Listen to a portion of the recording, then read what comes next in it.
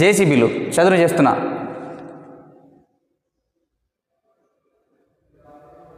So ఇంత భారీ సంఖ్యలో చెట్లు, దట్టమైన చెట్లు కూడా ఉన్నాయి ఇందులో.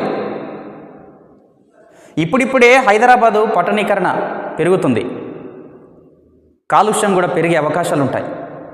అసలు హైదరాబాద్ చుట్టుపక్కల కూడా ఎక్కడ ఫారెస్ట్ లేదు, చెట్లు కూడా తగ్గిపోతున్నాయి.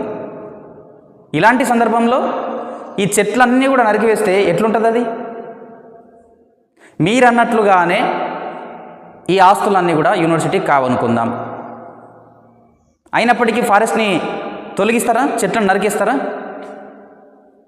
సో ఒకసారి ప్రభుత్వం కూడా ఒక్కసారి చిన్నగా ఆలోచించాలి.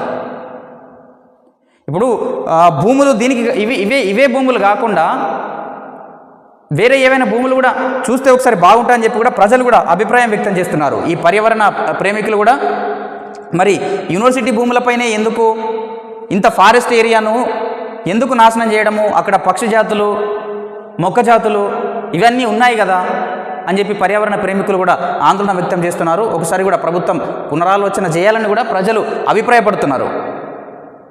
రంగారెడ్డి జిల్లా కంచగచ్చిబౌలిలోని 400 ఎకరాల భూమిపై